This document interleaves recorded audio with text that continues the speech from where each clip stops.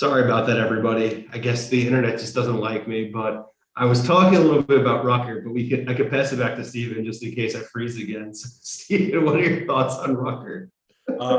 Listen, I've been there's no secret. My son, my oldest kid, Jack, is 8 years old. I've been hesitant to put him in football, but I tell you, after seeing the video of Rucker getting drafted by him and his dad's favorite team growing up, I'm pushing all my chips in, man.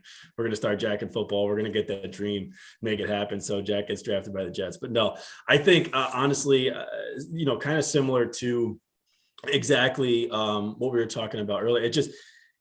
They're not satisfied with what they have. I'm glad that they didn't have to force a pick in the early second round for a tight end because of the moves they made in the offseason, getting Tyler Conklin and CJ Uzama.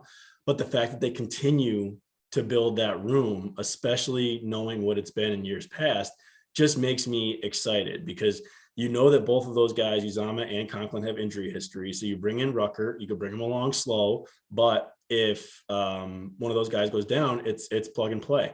And this guy has the potential to catch balls. He was obviously in an offense with a boatload of talent. So that's probably why I got limited targets and limited receptions. I think he only had like 30 plus, 34, something like that. But the fact that he's there, he's a good blocker, good pass catcher. We can build as we go. I mean, that just says exactly what Joe Douglas is doing here, which is building and surrounding Zach Wilson with talent, which is something that it seems like it's a no-brainer, but it's just something we're not used to. So it's great to see.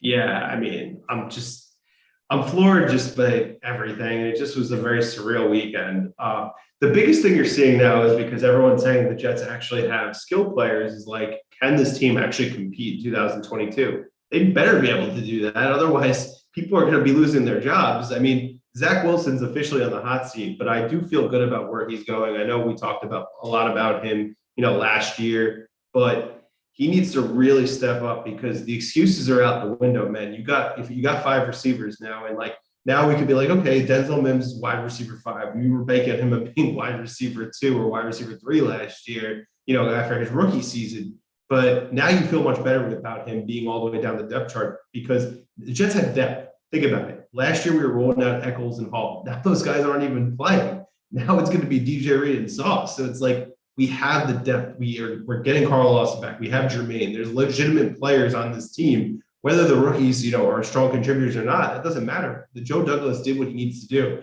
Now it's up for Zach Wilson. It's up to Zach Wilson to do the same thing and get this done and get this team to a winning record. Like the excuses are gone, man. It's been way too long.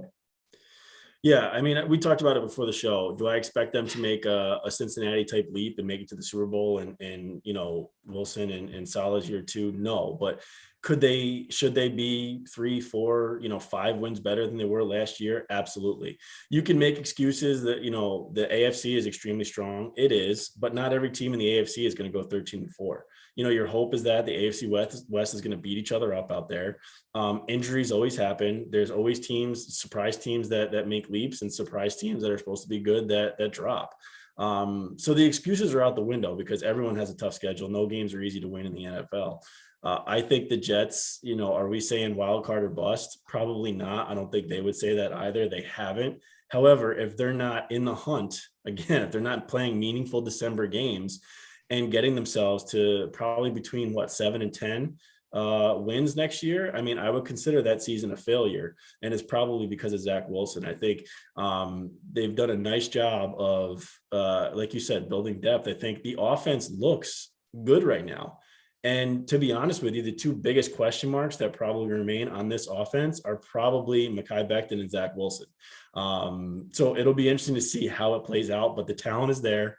You see Zach Wilson obviously bulked up in this offseason. He's done a nice job of making sure that he's going out and traveling to his weapons to get some offseason work in. And now they're back at OTAs, which is, it's great to see, but we're hoping that he can make that year 2 leap that we're all excited to see. And I think they've done everything around him to where the question shouldn't be there. It's either he's got it or he doesn't. So at the end of this year, man, it's going to be either we're all in for 23 and making a run, or they're probably looking to go get a veteran or maybe, redo some things to get someone in the rookie quarterback class of 23. Yeah, because this roster's set up. So it's like, if he's not the guy, you have to figure out who that guy is. You have to make moves. And this team it's a legitimate roster now. Obviously, we need to see the paper translate onto the football field, but like you feel good about it. Yeah. I know we didn't because of my technical difficulties. So sorry for everyone who was watching live and just saw my face freeze and just Steven just staring at the space. Who was the worst pick in your opinion? I mean, it's really only between two guys. It's got to be Max Mitchell or Michael Clemens. Who was the guy that really like raised your eyebrows? I mean, to me, they couldn't really do any wrong no matter what the picks were, but obviously you have to pick somebody that you didn't like. So I'll pass it to you first. Yeah, I mean, I think it's obvious. After the first 5 picks, everything was gravy. And I like them going Max Mitchell just because of the positional allocation. I think they needed more depth on the offensive line, and they got it. I think he's a typical swing tackle, developmental guy, good in the run game, can play both left and right. So I like that pick. The pick that kind of confused me was Michael Clemens, but I'm not going to sit here and grade the draft now as a C just because they made one, odd swing in the 4th round. I think again, just positional allocation there. I don't like taking D line. I think they have enough there, especially for a 25-year-old guy with off the field issues. I see the upside, and I see that they're all about D line because that's Salah's bread and butter. I just would have probably allocated it somewhere else. Even taking a swing at safety or a linebacker, even interior O-line, something like that. But I get the pick, and I'm not gonna go down to a C+ just because of 1 4th round DN they took. Yeah, I mean, I agree. I was just like, what was the point of taking another pass rusher when you literally just got a pass rusher in the 1st round, which remained Johnson? I agree. Like, we still really need a starting safety next to Whitehead, and we need interior inside linebacker, because Mosley and Quincy Williams are really all we got at this point. I mean, you hope that someone maybe that they get off the scrap heap develops, but Mosley is 30. Who knows how much his body's able to hold up, especially given, he had that bad injury in 2019, and Quincy Williams could have just been a flash in the pan on a bad team. And we just need depth there. So that was really why I didn't like that pick. I mean, the off the field issues are another story. And I don't really know the guy. I didn't really watch that much Texas A&M last year. But I just think that the draft pick could be used elsewhere. Like you said, I'm not going to ding them for it. The first 5 picks are money. Didn't even really love the Max Mitchell pick just because I think he's based on what Connor was saying, a swing tackle at best, which is something you do need on your team because you need extra linemen sometimes, and even a guy who could spot start at times. But I agree. I think it just would have been better using those picks maybe for a safety or an inside linebacker because we need the depth there. Whereas offensive line, I mean, I know Mekhi Becton trusting him is like a big deal because behind him, it's like Connor McDermott. I get it, but like we have no one an inside linebacker, and we really don't have a true starting safety next to Whitehead because Joyner's coming off an injury, and who knows how his body's going to hold up. And then you're going back to Pinnock playing, who actually looked much better as a safety compared to playing corner, but still it's a little bit scary. Or even go back to Ashton. Yeah. So let me ask you then. I mean, we kind of led right into this, but after we finished the draft and obviously we finished free agency up, if you had to rank the biggest needs left on this team, kind of 1, 2, 3, how would you rank them? And what are some moves that you'd like to see the Jets maybe make as they kind of round out this roster heading into training camp? Yeah, I would definitely say safety is number 1, just because I don't feel so confident about the guy next to Whitehead. So that's definitely number 1. Number 2 would be inside linebacker, solely because we just don't have depth. I mean, we have 2 starters, at least as of now, but behind them, it's a lot of question marks. I know we obviously still have Cashman. Oh no, actually, didn't we trade Cashman? I take that back. He went to the Texans. Yeah. Wow, that's how much I know about what our depth is right now, because I really only think of Quincy and CJ. So apologies on my end, but. And then also I would say interior offensive line, because, we still have GVR on the team. I know he's not obviously going to be starting. And then you're obviously rolling back with Connor McGovern, who I would say is on, thin ice at this point. And, Dan Feeney's the other guy. So I would say those are really the positions of need. I mean, safety definitely being the highest. And I do think that they're going to sign a guy, maybe like Jaworski Tart, and then potentially getting Quan Alexander for linebackers. If they do those things, I'm happy. We all were hoping for Honey Badger, but I never realistically thought he was coming to the Jets. Yeah. What about you? No, I agree with you. I think you hit the nail on the head with those 3. I think, I'd add in just some tackle depth, just because we know what Mekhi Becton is. And I think relying on a guy like Max Mitchell to come in and start, especially, if the injury happens early right away, I think is a lot to ask. So I still think there's tackles out there. Eric Fisher's name is one. I don't know if a Morgan Moses is sitting out there. I don't think so. The Jets really lucked into that last year, having him just, sitting there right before camp and coming in and ultimately starting for the entire year. I think Quan Alexander is probably a shoe-in to come, which I would be extremely excited about, just because I'm still not a believer in Quincy Williams as a full-time starter. I like the way he plays. I like what he brought to the table, but ultimately I'd like to see them get a more reliable starter there. The other thing is I'd like to see them go for another wide receiver just to add depth, maybe more of a speed guy, even bring back some guy in that Keelan Cole role. I just think they need that, especially from the injury history of this group.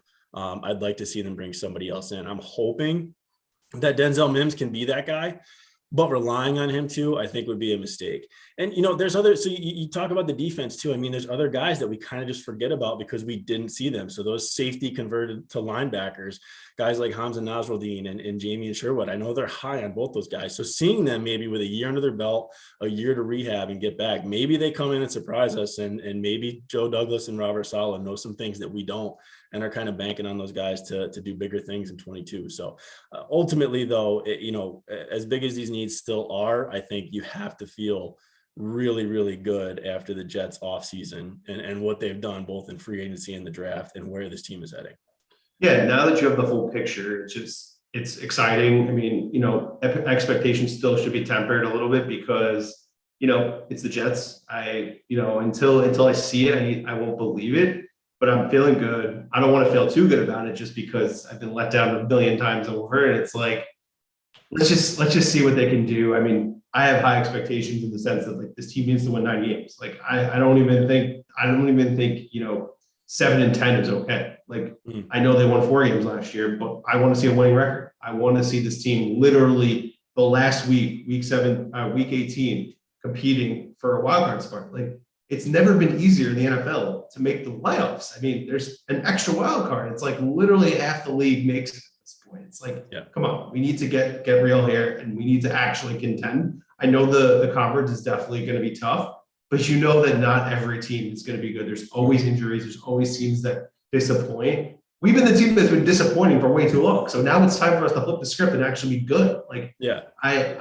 I personally think that the Jets will definitely be better than the Jaguars. I think they'll be better than the Texans. A team that I think people will be surprised is not going to be as good. And, one of my friends who's a fan of this team's team manager says, I think the Titans are going to take a huge step back. I really do. No AJ Brown. Tannehill seems like his career's on life support now, even though I don't think he's like a bad quarterback. But it just kind of seems like they're pushing towards a new direction because I think they've realized that they hit their peak. They had, 3 straight years of the playoffs, but they kind of keep fizzling out at this point. So you never know. They may take a huge step back and they have like no receiving depth at this point because they got rid of their best guy. Julio Jones is hurt. They cut him. You're relying on a rookie to be your number one. I mean, he's obviously someone that people really feel good about.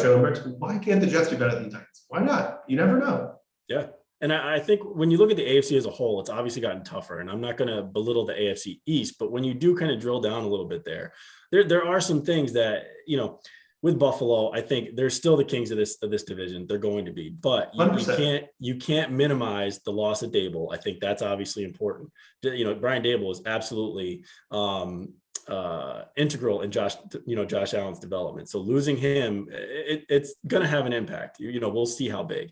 I think the Jets and Dolphins, for me, the offseasons they've had are kind of on par. I think the biggest question marks for the Jets and Dolphins both remain the same thing, which is their young quarterbacks. I mean, the Dolphins have done a nice job adding talent around Tua, but is Tua the guy? We'll see. It's the same exact story with the Jets and Zach Wilson. I think the Jets have a better offensive line right now than the Dolphins do. The Dolphins probably have better weapons when you factor in Tyreek Hill and Jalen Waddle. But overall, on the whole, the offenses look, kind of on par. And I think you could make a legitimate argument, and I don't want to bet against Bill Belichick. I've done it too many times and I've been wrong, but the Patriots have taken a definite step back, and they are not, and there's a realistic shot that they come in 4th here in this division. And they made, they spent a lot of money last offseason. I don't think they got the ROI that they wanted on those. I mean, Hunter Henry was a good signing. The other ones, not so much. Matt Judon worked out, but on the offensive side, Hunter Henry was the one that really worked out. And they didn't do anything this offseason to help Mac Jones even further. They did give away Shaq Mason for pennies and drafted Cole Strange at 29, which was hilarious when, Sean McVay is laughing at that during his press conference. But again, I'll never bet against Bill Belichick, but I do think there's a chance that there's a real possibility the Patriots regress. I honestly, I'm with you. I think the Jets would be competing for a wild card spot. I think the expectation should be to obviously win divisional games and get yourself to that 8 or 9 wins and be at least looking to compete and having yourself in that graphic towards the end of the year. Yeah, I mean, I don't see why the Jets can't be better than the Pats. I really like, I know people are like, think this is a crazy thought. And I know obviously the Jets got crushed by them last year, but you know what? They'd have lost their offensive coordinator. People do not realize that Josh McDaniels was super valuable to that organization for a decade plus. Mm-hmm. You now have a combination of Joe Judge and Matt Patricia calling the offense. Neither of those guys have ever done anything on offense. The closest thing was Joe Judge was the receivers coach for the Pats, but mainly was a special teams guy. Patricia's been solely defense for most of his career. It's like, why do people think that Mac Jones is all of a sudden be good? I also think that like Mac Jones probably showed you as good as he could be. I mean, listen, I could be wrong, but I just don't see it with him from like the skill set. Like I think he can run an offense. He proved me wrong. Like he's a lot better than I thought he'd be, but I just feel like he could end up like down like a Baker Mayfield path where it's like he started out really good, but then the other guys in the class developed more and showed that their talent trumped over his talent. So listen, I agree with you, but obviously I can't bet against Bill Belichick until, he shows the signs of slipping up. But it seems like their draft was not great, universally from everyone. It's just, they're taking a fast receiver who can't catch balls. They're taking a center who probably should have won the 4th round, the 1st round. And it's like, they really didn't do anything for agency either. I know last year was their year. So it's like, why can't the Jets leapfrog them? And with the Dolphins, like you said, Tua's, he improved year 2, but at the same time, there's still a lot of questions about his arm talent. He can't really throw the ball down the field. And one thing to think about is, listen, I like Mike McDaniel. I was like kind of pissed when the Dolphins hired him because he seems like a really cool guy and definitely a good offensive mind. But we don't know what he is as a head coach. He can be terrible. Brian Flores was a good coach. I really think that obviously there was all the things that came out after, but like getting rid of him may have been a big mistake. You don't know. He won back-to-back winning seasons with them. And I know they didn't make the playoffs, but still, he was a good coach. Yeah. I mean, it's reasonable to say that the outside of the Bills, the 3 teams in the AFC East are question marks. So it's just a matter of where those chips fall and how what rolls of the dice kind of come up. But it'll be interesting to see. But I think there's no question that the Jets are in better position right now than they were at the end of the 21 season. If you objectively look at that roster and how they finished in 21, the Jets are much better today than they were then. And I think, this is something that I tweeted out earlier this week. I think this is where you're starting to see that Parcells-like roster flip from Joe Douglas here. That 96 to 98 transition that Parcells made when he came in here and took over for Rich Kotite, you're starting to see that. And I think it's indicative of just how bad this roster was, just how bad Mike Maccagnan was, and just how bad Adam Gase was. It took this long to dig us out. And again, you said at this kickoff the show, Steven, we can't put these guys in Canton just yet. They haven't played it down. The Jets, 22 Jets haven't played it down yet either. We could all be wrong, but I think right now there's a very, very little doubt that the Jets are, a better football team than they were at the end of the 21 season when they finished up at Buffalo. Yeah, I think the team that you could compare this Jets team to that I think they could end up taking a similar lead, but maybe not winning the division, is the Bears in Trubisky's 2nd year. They were won 12 games. I don't necessarily think the Jets are going to win 12 games, but Trubisky wasn't a good rookie at all, really, and he improved. And I think you should see incremental improvement from Zach. Listen, I don't know if he's the long-term guy. I think there's definitely plenty of questions, but the talent is there. But it seems like he's taking everything seriously, so it really all hinges on him. So. Yeah, I'm excited. We got a long way to go. We have, they have OTAs, they got mini camp, and then, a little bit of a break, and then we got training camp all over again. But, there's just really nothing you could complain about coming out of this offseason because it's the most productive offseason where they've actually done the things that they needed to do in order to surround their young quarterback on a rookie contract as best as they could. They basically did everything they didn't do with Sam Darnold. So it's really up to the quarterback at this point. So hopefully he pans out. And if he doesn't, they're going to have to look elsewhere as soon as next offseason. Yeah. I think you're starting to see what their philosophy is going to be kind of come to light, where they're really going to take the ball out of his hands. It's not going to be a Mark Sanchez 09 rookie year, but it's definitely going to be their version of ground and pound where they're going to try to run the ball. I mean, they got guys on the offensive line that can move. They got guys that can run block, and they got 2 backs that are legitimate. And Breece Hall and Michael Carter. I think you're going to see a very, very run-heavy offense here to try to minimize the mistakes that Zach Wilson makes. And hopefully they do that early on in the season, gives Zach the confidence, his offense gets going, and then you'll see him kind of flourish as the season moves on too. So I think you're seeing this identity and what they want to do. They want to be San Francisco. There's no, there's no doubt about that. They want to be San Francisco, of the East. So, but overall, I think it's exciting. I think you're seeing Saleh and Douglas's, footprints all over this team, this roster. Yeah. I mean, listen, they got to prove it on the field, and I have confidence that they're going to improve, but we don't know what to see in it. Like, I just want to see incremental, significant growth from the quarterback, because that's where everything matters at this point. Like, if you have the quarterback, you're sitting pretty, you're feeling like the Chargers, you're feeling like the Chiefs, the Bills, and all that. But there's a lot to be answered, and hopefully we'll get that answer by the end of the season. Steven, it's been fun tonight. Obviously, a little bit of a hiccup in the middle, so we apologize again to anybody who is watching the first live stream where my internet decided to go out. I moved. It seems a little bit better so far, knock on wood. But any closing thoughts as we head to a little bit of a gap period before training camp? No, man, I think we said it all. I think as of right now for Jets fans, it's hard to, but sit back and enjoy it. Not only is, are all Jets fans happy about what transpired over this draft weekend, but we're even getting a lot of praise from the national media, which is definitely a change of pace for us. So enjoy it. It's been good. I think it just makes all these, OTAs, mini camps and training camps that much more exciting. So once we get to July, we're able to get back to Florham Park and see him again. Maybe I can get another viral video this time of a bomb to Garrett Wilson. But yeah, man, I'm excited. I think you got to feel good about how this weekend transpired. Yeah, I agree. And every Jets fan should be happy. Every Jets fan should be feeling as optimistic as they've felt probably since 2011, because it just really has been dark. And I think that they're finally going to turn that corner and be a legitimate, competent NFL football team. It's here. I think everyone should be excited, be as optimistic as you can. And let's just hope for the best, because being a Jets fan is not easy. And I feel like we've all been let down time and time again. So, let's just see what happens. But I'm super excited. It's been great. We appreciate everybody who's been tuning into our show. Make sure that you subscribe to this YouTube channel. Make sure you subscribe to our podcast feed, Turn on the Jets podcast.